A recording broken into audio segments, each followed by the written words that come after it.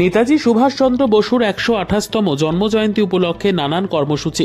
তথ্য ও সংস্কৃতি দপ্তর, সাব্রুম মহকুমা প্রশাসন ও নেতাজির জন্মজয়ন্তী উদযাপন কমিটির যৌথ উদ্যোগে নানান কর্মসূচি। মঙ্গলবার ব্রজেন্দ্রনগর উচ্চতর মাধ্যমিক বিদ্যালয় মাঠে শুরু হলো 3 দিনব্যাপী নেতাজির জন্মজয়ন্তী উৎসব। সাব্রুমের বটতলা স্কুল মাঠে শুরু হলো এই উৎসব। এই অনুষ্ঠানের উদ্বোধক হিসেবে উপস্থিত ছিলেন ত্রিপুরা সরকারের জনজাতি উন্নয়ন দপ্তরের মন্ত্রী শুক্লাচরণ নোয়াতিয়া।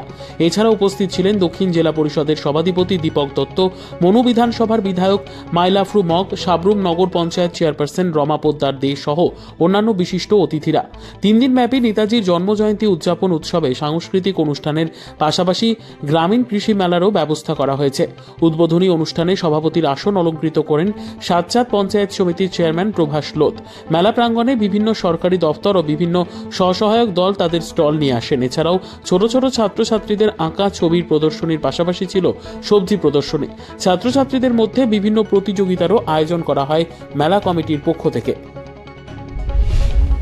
19 থেকে আমরা শুরু করেছি প্রত্যেকটা বছরের আমাদের 23শে জানুয়ারিকে কেন্দ্র করে নেতাজি সুভাষচন্দ্র বসুর ওনার জন্ম জয়ন্তী সেটা পালন করার জন্য, এবং আমাদের রাজ্য সরকারের তথ্য সংস্কৃতি দপ্তরের সহযোগিতায়, সাব্রুম মহকুমার প্রশাসনের সহযোগিতায় এবং এলাকার সকল অংশে আপনাদের যারা এই এলাকা বসবাসকারী যারা আছেন আপনাদের সকলের সহযোগিতায় আজকে এই সুন্দর অনুষ্ঠান আমার পূর্ববক্তা মাননীয় এসডিএম সাহেব উনি সংক্ষিপ্তভাবে আলোচনা করে গেছেন। এবং আমরা জানি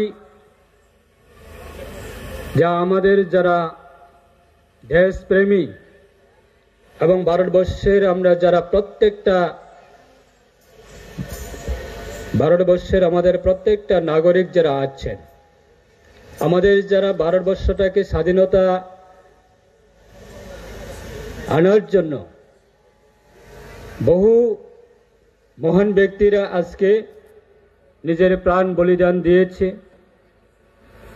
এবং কেউ নিজের দেশের জন্য নিজের পরিবারকে ত্যাগ করেছেন, আত্মীয় স্বজনকে ত্যাগ করেছেন।